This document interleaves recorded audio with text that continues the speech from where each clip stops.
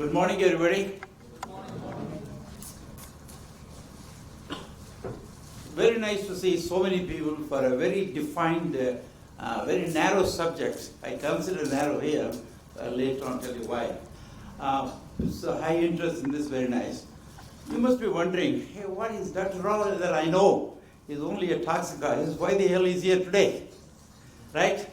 I asked that question to Manish just now. Hey, what is your expectation of me here?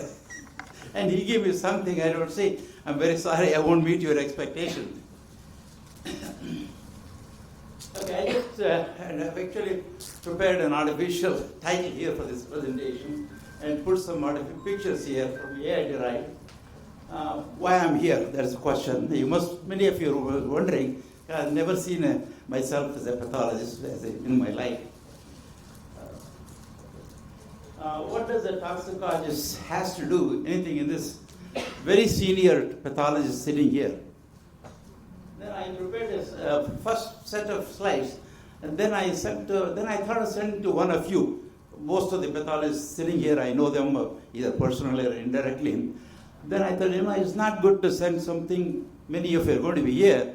I sent my slides to one pathologist, MD pathologist. Okay. Prepared my slides, sent to an MD pathologist, just to see the reaction, what another person. Because some of the MDs in the medical hospitals, they're already digitizing and using in some formats. You see the feedback. Madhavi was a friend in Bangalore, and she told me, Dr. Rao, this looks very nice and very up to the point. Maybe she's pleasing me, that's okay. That's what most people do. Nobody can say anything negative. So that may be a good first indication, at least nothing wrong. Okay. And she used the word entertaining. And I don't know if it's going to be entertaining, just watch out. Digital pathology, this is her word, quotation in quotation. Digital pathology has barely, is there a color mic? Like to move around.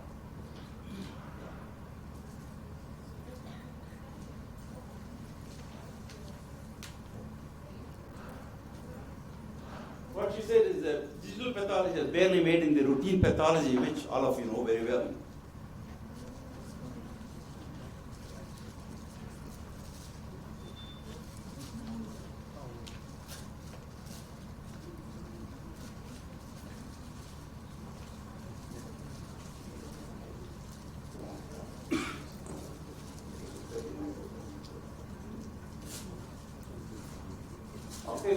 As you said, although some hospitals, like Apollo Hospital, probably in Bangalore, Hyderabad, they are probably using it based on some images, particularly in some selected human cases where they need quick data when pathology is not available on site.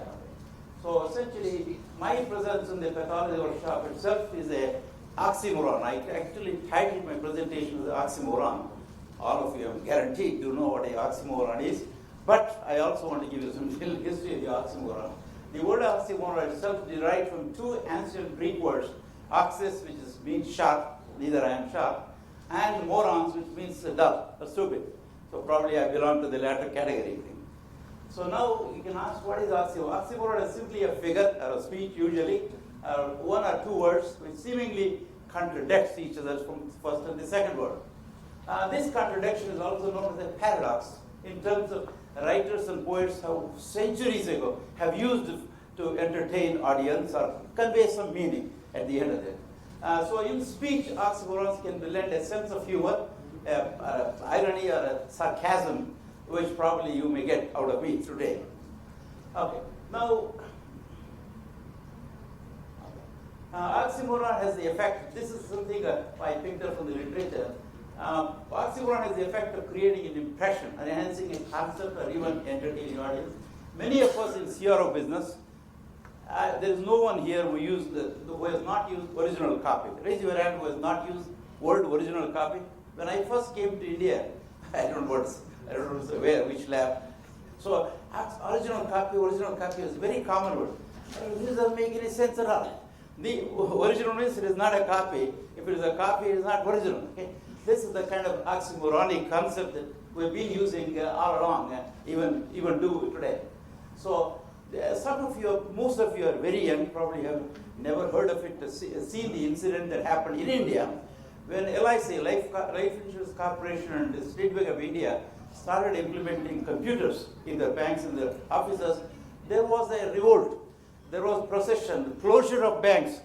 How, I don't know, you go back to the internet and find out. So that's exactly where we are in pathology. Because I know pathologists are much more educated. You won't go revolting, but that's how the conventional slide pathologists will never accept this at all. I guarantee you that. So that's it. The age of computational pathology is here today, and you must accept it in a graduated slow fashion, consistent with your work practices, GLP, good laboratory practices, and the client. And finally, the regulators. The regulators ultimately the acceptance, the rejection based on that. So based on that, the client will decide. Then the CROs will decide whether offer services. Now this is an editorial back to 2000, 24 years ago, and you can see it wasn't a launch online. The book, all of you know, Bill Gates.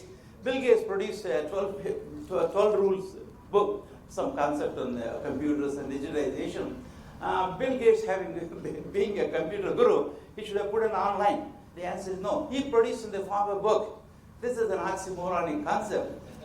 Already Microsoft was there before that. So this is simply the nature of the business that goes on. Now at this stage, digital transformation at this stage is a means of communication. It continues to create a problem for sure. Anything new technology is going to create a problem. Because it produces a problem, we should never shirk from the utilization and sensible application of those things.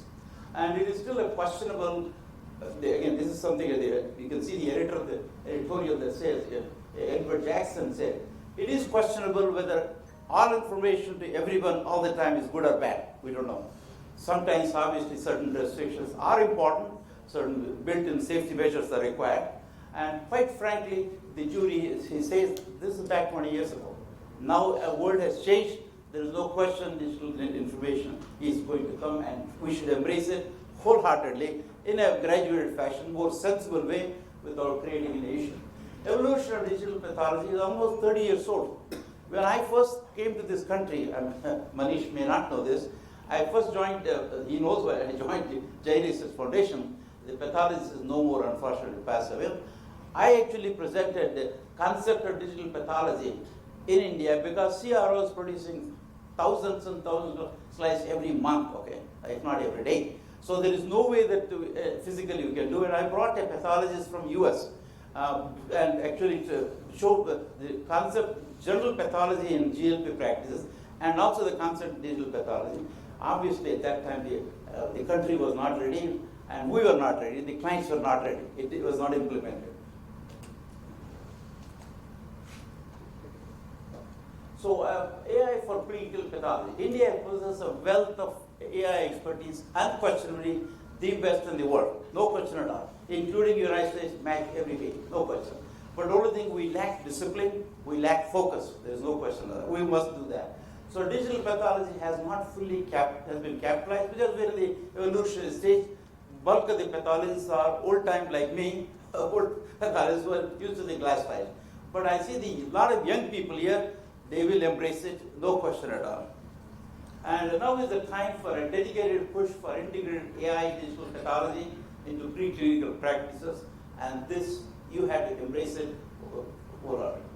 And in conclusion, what I want to say is, pathology, like many other medical specialties, stands to benefit, definitely benefit over time from a successfully implemented vendor-neutral archives. Very important, okay? VNAs. VNAs are there already in the market. And many companies around the world are using it.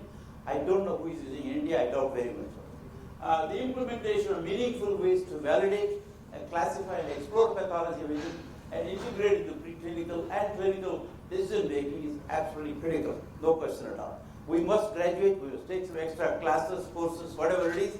When I started my career, there was Apple One, many of you know. I actually physically, we went to find out how to use the mouse.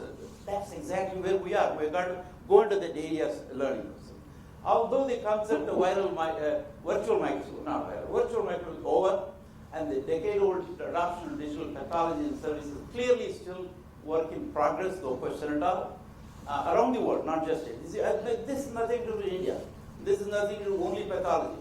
All over the world, we are in the same. Whether Charles River, whether any companies are in no position any better than this, you at all. Okay, so we're in the same boat. Although many companies in the, across the globe, particularly abroad, I have seen they have all the equipment, no question, and much more equipment than they are using it.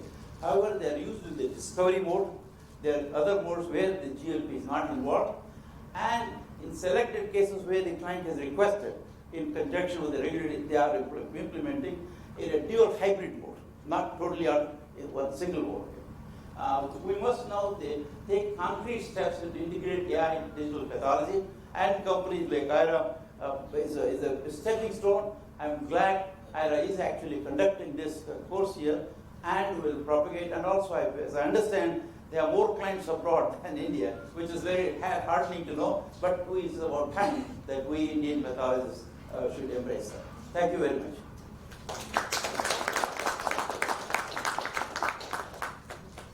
Thank you, Dr. Rao, for your insightful words. With that, we'll be